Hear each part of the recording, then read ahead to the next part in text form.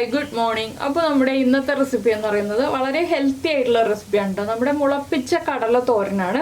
അധികം നമ്മൾ എപ്പോഴും ചെയ്യുന്നത് മുളപ്പിച്ച പയർ തോരൻ ചെയ്യാറുണ്ട്, ചെറുപയർ മുളപ്പിച്ച് തോരൻ ചെയ്യാറുണ്ട്, കടല മുളപ്പിച്ച് അധികം തോരൻ ചെയ്യാറില്ല. പക്ഷേ കടല മുളപ്പിച്ച തോരൻ നമ്മൾ ഇടയ്ക്കിടയ്ക്ക് കഴിച്ചുകൊണ്ടിരിക്കുന്നത് നമ്മുടെ ഹെൽത്തിന് വളരെ നല്ലതാണ്. അപ്പോൾ നമുക്ക് എങ്ങനെയാണ് നമ്മുടെ കടല മുളപ്പിച്ച തോരൻ തയ്യാറാക്കുന്നതെന്ന് നോക്കാം.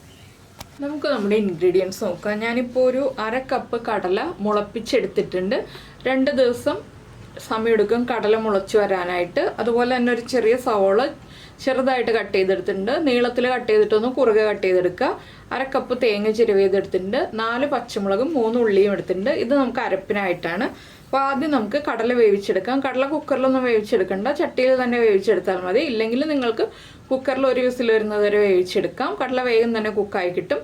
കടല മുളപ്പിച്ചത് എങ്ങനെയാണെന്ന് വെച്ചിട്ടുണ്ടെങ്കിൽ ഒരു ദിവസം കടല 8 മണിക്കൂർ വെള്ളത്തിൽ സോക്ക് ചെയ്തെടുത്തതിന് ശേഷം പിന്നെ ഒരു നനഞ്ഞ തുണിയിൽ നമ്മളൊന്ന് കവർ ചെയ്ത് വെക്കുക. ഇടയ്ക്കിടയ്ക്ക് വെള്ളം തളിച്ചു കൊടുക്കുക. അങ്ങനെ ഒരു 2 ദിവസം വെള്ളം തളിച്ച് കൊടുക്കുക. ഇടയ്ക്കിടയ്ക്ക് കടലയൊന്ന് തിരിച്ചിട്ട് കൊടുക്കുക തുണി തുറന്നിട്ട്. അങ്ങനെ കവർ ചെയ്ത് വെച്ചിട്ട് നമുക്ക് മുളപ്പിച്ചെടുക്കാം. ഇല്ലെങ്കിൽ നെറ്റ് പോലെയുള്ള ഏതെങ്കിലും നമ്മുടെ അരിപ്പയിലോ ഏതെങ്കിലും കാര്യങ്ങളിൽ നമുക്ക് കടല ഇട്ടിട്ട് ഒരു ലിഡ് ഉപയോഗിച്ച് അടച്ച് അങ്ങനെ വെച്ചിട്ട് മുളപ്പിച്ചെടുക്കാം. കൂടുതൽ നല്ലത് തുണിയിൽ കവർ ചെയ്ത് വെച്ചിട്ട് നമ്മളിങ്ങനെ തുണി നനച്ചു കൊടുക്കുന്നതാണ് ഏറ്റവും എളുപ്പം മുളച്ച് കിട്ടാനായിട്ട്. ഞാൻ ചെയ്ത് നോക്കിയ രീതിയാണ് കേട്ടോ ഞാനീ പറയുന്നത്. നിങ്ങൾ ചെയ്ത് നോക്കിയ രീതികളുണ്ടെങ്കിൽ എനിക്കൊന്ന് കമൻറ്റ് ചെയ്ത് തരൂ വീഡിയോയുടെ താഴെ.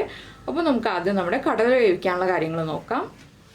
കടല വേവിക്കാനായിട്ട് ഞാനൊരു ചട്ടിയിലേക്ക് 1 കപ്പ് വെള്ളം ചേർത്തിട്ടുണ്ട്. ഇതിലേക്ക് നമ്മൾ കഴുകി വൃത്തിയാക്കി വെച്ചിരിക്കുന്ന കടല ചേർത്ത് കൊടുക്കാം. ഇതിൻ്റെ കൂടെ തന്നെ ഒരു 1/2 ടീസ്പൂൺ മഞ്ഞൾപ്പൊടി, അതുപോലെ തന്നെ കുറച്ച് കറിവേപ്പില. ഞാനിപ്പോൾ ഉപ്പ് ചേർക്കുന്നില്ല കേട്ടോ. ഉപ്പ് കടലയൊന്ന് പകുതി കുക്കാവുമ്പോഴേ ചേർക്കുന്നുള്ളൂ.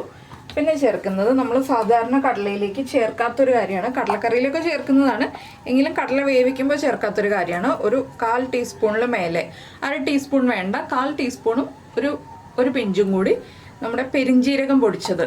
പെരിഞ്ജീരകത്തിൻ്റെ ഫ്ലേവർ കടലയ്ക്ക് നല്ലൊരു ടേസ്റ്റ് കൊടുക്കും. ഇതും കൂടി ചേർത്തിട്ട് നന്നായിട്ടൊന്ന് മിക്സ് ചെയ്ത് കടല വേവുമ്പോൾ ആ കടലയിലേക്ക് പെരിഞ്ജീരകത്തിൻ്റെ ആ ഒരു ടേസ്റ്റ് പിടിച്ചു വരണം. അപ്പോൾ നിങ്ങളുടെ കയ്യിൽ പെരിഞ്ജീരകം പൊടിച്ചതില്ല എന്നുണ്ടെങ്കിൽ ചെയ്യാനുള്ളൊരു ഓപ്ഷൻ എന്താണെന്ന് വെച്ചാൽ നമ്മൾ അരപ്പ് റെഡിയാക്കുമ്പോൾ അതിലേക്ക് പെരിഞ്ജീരകവും കൂടി കൂട്ടിച്ചേർത്ത് അരച്ചെടുക്കാം. അത് 1/2 ടീസ്പൂൺ തന്നെ പെരിഞ്ജീരകം ചേർത്ത് അരച്ചെടുക്കാം. അതിലും നല്ലത് പെരിഞ്ജീരകപ്പൊടി ഉണ്ടെങ്കിൽ ഇപ്പോൾ കടല വേവിക്കാൻ വയ്ക്കുമ്പോൾ തന്നെ പെരിഞ്ജീരകപ്പൊടി ചേർത്ത് വേവിക്കാൻ വയ്ക്കുകയാണ്. അപ്പോൾ ഇനി പെരിഞ്ജീരകം പൊടിച്ചതും നമ്മുടെ കറിവേപ്പിലയുടെ ഫ്ലേവറും എല്ലാം കടലയിലേക്ക് പിടിച്ചു വരട്ടെ. ഇനി ഇത് ഹാഫ് കുക്കായി കഴിയുമ്പോൾ നമുക്ക് ഉപ്പ് ചേർത്ത് കൊടുക്കാം. ഇനി നമുക്ക് നമ്മുടെ അരപ്പിൻ്റെ കാര്യങ്ങൾ നോക്കാം. ഇനി നമുക്ക് നമ്മുടെ അരപ്പിൻ്റെ കാര്യങ്ങളിലേക്കായിട്ട് കിടക്കാം. നമുക്ക് പച്ചമുളകും ഉള്ളിയും നമ്മുടെ മിക്സിയുടെ ജാറിലേക്ക് മാറ്റാം. അതുപോലെ തന്നെ തേങ്ങ ചിരവിയതും. ഇപ്പോൾ ഇതിലാണ് പെരിഞ്ജീരകം ചേർക്കുന്നുണ്ടെങ്കിൽ 1/2 ടീസ്പൂൺ ചേർക്കേണ്ടത്. ഇതിൽ നമ്മൾ നല്ല ജീരകം, നമ്മുടെ ക്യുമിൻ സീഡ്സ് ചേർക്കില്ല കേട്ടോ. എന്താണെന്ന് വെച്ചാൽ പെരിഞ്ജീരകവും ക്യുമിൻ സീഡ്സും ഒരുമിച്ച് ചേർക്കേണ്ട ആവശ്യമില്ല. ഒരു ജീരകം മതി. കടലയ്ക്ക് നല്ലത് പെരിഞ്ജീരകമാണ്. അപ്പോൾ നിങ്ങൾക്ക് വെളുത്തുള്ളി, ഗ്യാസ് ട്രബിളിൻ്റെ പ്രശ്നം ഉണ്ടാവുന്നുണ്ടെങ്കിൽ 1 അല്ലി വെളുത്തുള്ളിയും കൂടി ഇതിൻ്റെ കൂടെ ചേർത്ത് അരച്ചെടുക്കാം. ഞാനിപ്പോൾ വെളുത്തുള്ളി ചേർക്കുന്നില്ല. ഇനിയിപ്പോൾ നമുക്കിതൊന്ന് ഒതുക്കിയെടുക്കാം തോരൻ്റെ ഭാഗത്തിൽ. അപ്പോൾ നമ്മുടെ കടല ഹാഫ് കുക്കായി വന്നപ്പോൾ ഞാൻ അതിലേക്ക് കുറച്ച് ഉപ്പ് ചേർത്തു കേട്ടോ. കടലയിൽ വെള്ളം വറ്റിച്ചെടുത്തു. ഇപ്പോൾ നമ്മൾ വേറെ പാൻ വെച്ചിട്ട് അതിലേക്ക് കുറച്ച് വെളിച്ചെണ്ണ ചേർക്കുന്നുണ്ട്. അപ്പോൾ നിങ്ങൾക്ക് ഈ ഒരു റെസിപ്പിയിൽ കുറച്ച് തേങ്ങക്കൊത്ത് ചേർക്കണം എന്നുണ്ടെങ്കിൽ തേങ്ങ ചെറുതായിട്ട് നമ്മൾ ബീഫ് ഫ്രൈയിലൊക്കെ തേങ്ങക്കൊത്ത് ചേർക്കില്ല, അതുപോലെ കുറച്ച് തേങ്ങക്കൊത്ത് ചേർക്കാം കേട്ടോ. ഞാനിപ്പോൾ വെളിച്ചെണ്ണ ഒഴിച്ചിട്ട് ഇതിലേക്ക് കടുക് ചേർത്തിട്ടുണ്ട്. കടുക് പൊട്ടി കഴിയുമ്പോഴാണ് നമ്മൾ തേങ്ങക്കൊത്ത് ചേർക്കേണ്ടത്. കടുകൊന്ന് പൊട്ടി വരട്ടെ. ഇപ്പോൾ നമ്മുടെ കടുക് പൊട്ടിക്കൊണ്ടിരിക്കുന്നുണ്ട്. നമുക്കിതിലേക്ക് 2 വറ്റൽമുളക് ചേർത്ത് കൊടുക്കാം.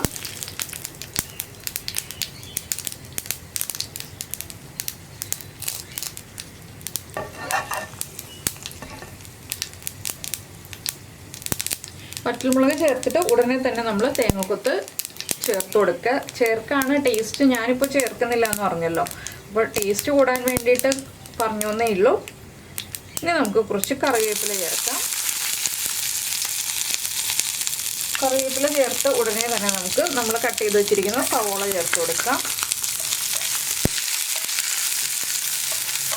സവോളയും കൂടി ചേർത്ത് നന്നായിട്ടൊന്ന് ഇളക്കുക. ഇനി നമുക്ക് ഈ സവോളയ്ക്ക് ആവശ്യമായിട്ടുള്ള ഉപ്പ് ചേർത്ത് കൊടുക്കണം. ചെറിയൊരളവിൽ ഉപ്പ്.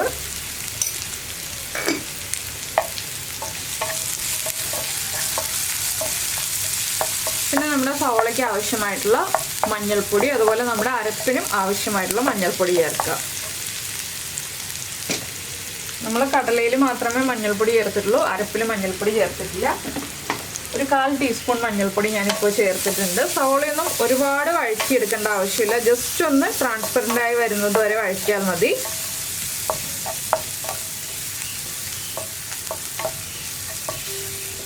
ഇതൊന്ന് ട്രാൻസ്പെറൻ്റ് ആയി തുടങ്ങുമ്പോൾ തന്നെ നമ്മൾ റെഡിയാക്കി വെച്ചിരിക്കുന്ന അരപ്പ് ചേർത്ത് കൊടുക്കുക. അരപ്പിൻ്റെ ആ ഒരു റോ ടേസ്റ്റ് മാറി വരണം. അരപ്പും കൂടി ചേർത്ത് നന്നായിട്ടൊന്ന് ഇളക്കി മിക്സ് ചെയ്യാം. വളരെ ഈസിയാണ് കേട്ടോ ഈ ഒരു തോരൻ ഉണ്ടാക്കാനായിട്ട്. ഒന്നും ഓവർ കുക്കായി പോകണ്ട, എല്ലാം ഒന്ന് കുക്ക് ചെയ്തെടുക്കുക എന്നുള്ള കാര്യങ്ങളേ ഉള്ളൂ. ജസ്റ്റ് ഒന്ന് വഴറ്റിയെടുത്ത് കഴിഞ്ഞിട്ട് നമുക്ക് എളുപ്പത്തിൽ റെഡിയാക്കാൻ പറ്റുന്ന തോരനാണ്. അപ്പോൾ നിങ്ങൾ ഇതുപോലെ കടല മുളപ്പിച്ചിട്ട് തോരൻ ഉണ്ടാക്കിയിട്ടില്ലെങ്കിൽ ഉറപ്പായിട്ടൊന്ന് ഉണ്ടാക്കി നോക്കൂ. നല്ല ഹെൽത്തി ആയിട്ടുള്ള റെസിപ്പിയാണ്. ചോറിൻ്റെ കൂടെയും പുട്ടിൻ്റെ കൂടെയും അപ്പത്തിൻ്റെ കൂടെയും ഒക്കെ സൈഡ് ഡിഷായിട്ട് കഴിക്കാം. അതുപോലെ തന്നെ വെറുതെ കഴിക്കാനും നല്ല ടേസ്റ്റാണ്. നമുക്കിപ്പോൾ 11 മണിക്കൊക്കെ വെറുതെ ലൈറ്റായിട്ട് കുറച്ച് ഫുഡ് കഴിക്കണം എന്നുണ്ടെങ്കിൽ നമ്മളിപ്പോൾ സ്നാക്സൊക്കെ എടുത്ത് കഴിക്കുന്നതിനേക്കാൾ നല്ലതായിട്ട് ഇതുപോലെയുള്ള ഫുഡൊക്കെ റെഡിയാക്കിയിട്ട് എടുത്ത് കഴിക്കൂ. അപ്പോൾ ഹെൽത്തി ആയിട്ടുള്ള ഫുഡ് കഴിക്കാം. പിന്നെ നിങ്ങൾക്ക് ഈ റെസിപ്പിയൊക്കെ ഇഷ്ടമാവുന്നുണ്ടെങ്കിൽ നമ്മുടെ വീഡിയോയുടെ താഴെ ഒന്ന് കമൻറ്റ് ചെയ്യണം കേട്ടോ. അതുപോലെ തന്നെ ഇഷ്ടപ്പെട്ട റെസിപ്പി ആണെങ്കിൽ ഒന്ന് ലൈക്ക് ചെയ്യാനും കൂടി മറന്നു പോകരുതേ. നമ്മുടെ തേങ്ങയുടെ അരപ്പിൻ്റെ റോ ടേസ്റ്റൊക്കെ മാറി വരുമ്പോൾ നമുക്കിതിലേക്ക് നമ്മൾ വേവിച്ച് വെള്ളം വറ്റിച്ച് വെച്ചിരിക്കുന്ന കടല ചേർത്ത് കൊടുക്കാം. നന്നായിട്ട് വെള്ളം വറ്റിച്ചാണ് ഞാൻ എടുത്തിട്ടുള്ളത്. ഇനിയിപ്പോൾ നമ്മുടെ കടലയും കൂടി ചേർത്തൊന്ന് ഇളക്കി മിക്സ് ചെയ്യാം.